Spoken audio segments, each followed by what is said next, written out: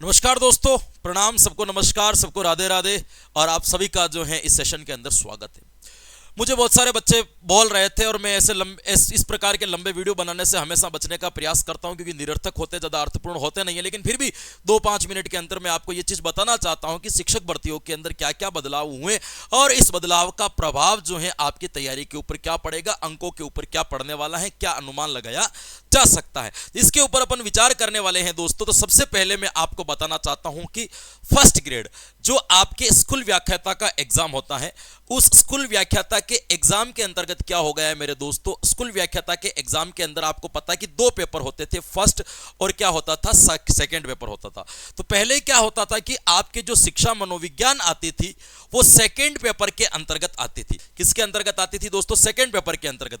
इसके अंदर आपके शिक्षा शास्त्र आता था और शिक्षा शास्त्र के साथ में इसमें आईसीटी आपके आता था और आईसीटी के साथ में क्या दिया होता था, आपके मनोविज्ञान दिया हुआ होता था। लेकिन अब क्या कर दिया है कि मनोविज्ञान को यहां से हटा दिया गया है और मनोविज्ञान को यहां से हटा करके आपके पहले पेपर के अंदर इसको क्या कर दिया है, ऐड कर दिया है कि शिक्षा मनोविज्ञान अब यहां पूछी जाएगी। तो पहले आपके जो विद्यालय प्रबंधन आता था ना फर्स्ट पेपर में, है ना, स्कूल मैनेजमेंट, उस स्कूल मैनेजमेंट के साथ में शिक्षा मनोविज्ञान पूछी जाएगी।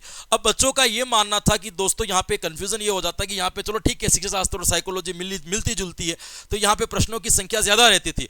अब मैनेजमेंट के साथ में जोड़ दिया है तो प्रश्नों की संख्या कम रहेगी, बढ़ेगी या ज्यादा बढ़ेगी? मुझे एक चीज बताओ कि आप फर्स्ट ग्रेड एग्जाम की तैयारी कर रहे हो, मैं ये मान लो कि आपको मैं कहता हूं कि साइकोलॉजी के 10 प्रश्न आएंगे, तो क्या आप साइकोलॉजी नहीं पढ़ोगे? मैं आपको कहता हूं कि साइकोलॉजी के 30 प्रश्न आएंगे, तो क्या आप साइकोलॉजी नहीं पढ़ोगे? पढ़नी तो ये, क्योंकि स्कूल व्याख्याता का एग्जाम दे रहे हो, इतनी बड़ी लेवल के एग्जाम की तैयारी कर रहे हो, तो यहां पे हमें ये नहीं सोचना है कि इसका जो अनुपात है वो 20 अंक का है या 10 अंक का है। सिलेक्शन में रहने के लिए 1 अंक भी काफी होता है। तो आप इस चीज में ना उलझें कि 75 प्रश्न आते थे, अब 100 होंगे, यहाँ पे प्रश्न बढ़ेंगे कि नहीं बढ़ेंगे, या वेटेज आएगा, मैनेजमेंट कितना आएगा, साइकोलॉजी कितना आएगा, वो सब विज्ञप्ति के टाइम पता चलेगा आपको। जब नोटिफिकेशन आएगा, डिटेल्स आएगी, उस वक्त पता चलेगा। कोई अनुमान नहीं लगा सकता। ये जितने भी शिक्षक कह रहे हैं ना 25 प्रश्न यहां से बढ़ जाएंगे, है ना, 75 से 100 हो जाएंगे, ये सारी थोथली बातें हैं, एक अनुमानित बातें हैं, इनका कोई अर्थ नहीं होता है। तो आपको 10 नंबर की आए या 50 नंबर की आए, पढ़ने से मतलब है आपको तैयारी करनी है। 5 प्रश्न आए या 10 प्रश्न आए, 20 प्रश्न आए, इससे क्या फर्क पड़ रहा है? हमें तो तैयारी अपनी मजबूत करनी है ना, तो हमें उस चीज के ऊपर फोकस करना है, हमें पढ़नी है, बात खत्म।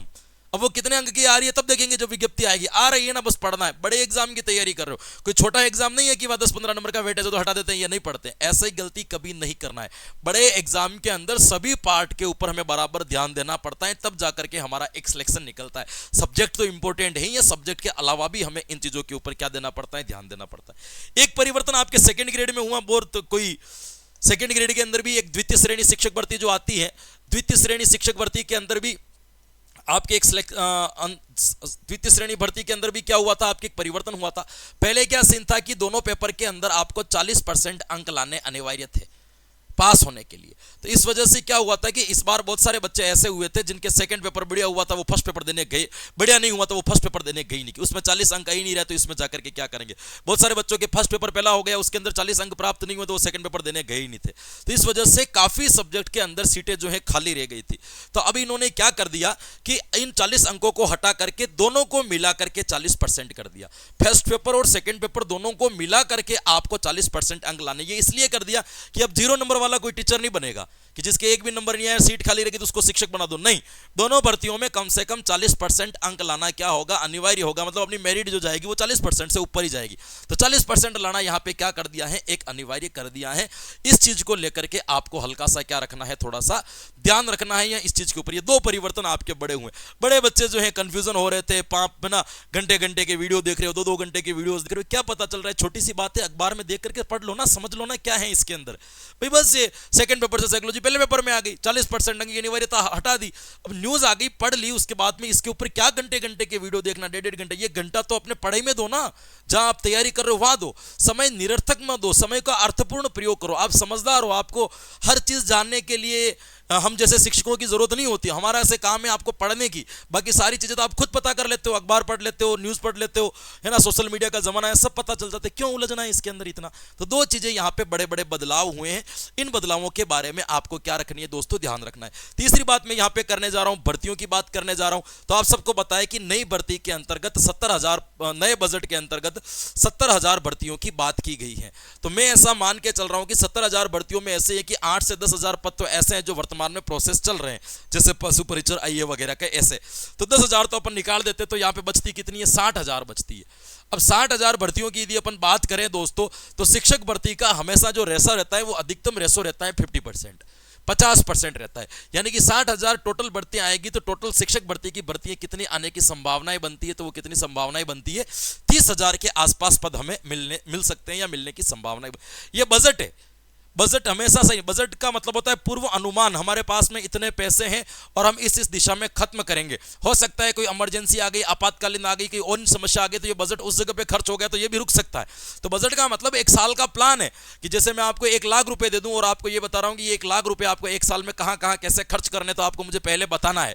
तो आपने बता दिया, फिर मान लीजिए कि आपने सारा का सारा बता दिया, उसमें लिखा हॉस्पिटल का खर्च 5,000 रुपए, मान लो कोई बड़ी बीमारी की हॉस्पिटल में 50,000 लग गए, तो बजट तो बिगड़ गया। तो बजट ऐसे ऊपर नीचे होता है, जरूरी नहीं है कि बजट में जो आ गया वो पूरा का पूरा हो गया। तो हो सकता है दूसरे कामों में पैसे कम लगे तो भर्तियों की संख्या भी बढ़ जाए, 70,000 की जगह 1 लाख भर्तियां भी हो सकती है, 70,000 की जगह 30,000 भी हो सकती है। तो बजट एक अनुमानित होता है, कोई प्रमाणित चीज नहीं होती कि एक साल में कहां कहां कितने कितने हमें क्या करने हैं दोस्तों, खर्च करने हैं। उसका एक प्लान है, एक पॉकेट मनी है, जिसके आधार पर हम बता दिया कि ये पैसे जो है हम इस तरीके से एक साल में खर्च करने वाले। एक कागज का प्लान है, अप्लाइड नहीं है। तो जब तक कोई चीज अप्लाइड नहीं होती तब तक कई बार ऐसा हुआ कि बजट के अंदर 30,000 भर्तियों की घोषणा थी, 1-1 लाख की वैकेंसी हमें देखने को मिली है ना, 50,000, 35,000 शिक्षक भर्तियां एक साथ में ही हमें देखने को मिली है ये चीजें। तो जरूरी नहीं है कि बजट में जो आया उससे ज्यादा होगा, 30,000 की जगह आपको 60,000 भर्ती भी देखने को मिल सकती है, ऐसा भी हो सकता है। आप तो बस अपनी तैयारी करते रहें, अपनी तैयारी को मजबूत बनाए रखें, बाकी सारी बातों के अंदर ध्यान नहीं देना। मैंने 4-5 मिनट के अंदर बता दिया कि क्या होना है और क्या हो गया। ऐसी चीजों मुझे बच्चे करते हैं, आप टेलीग्राम करते हो, फिर मजबूरन हमें भी वीडियो बनाना पड़ता है। बाकी मैं इन चीजों से बचता हूं कि इसके क्या वीडियो बनाए, ये तो आप अखबार में पढ़ के पता लगा लोगे। ऐसी चीजों के ऊपर टाइम व्यर्थ नहीं करना है, अपनी तैयारी के अंदर ध्यान लगाओ, तैयारी को मजबूत करो, वहां से सिलेक्शन निकालो, समय का सदुपयोग करो।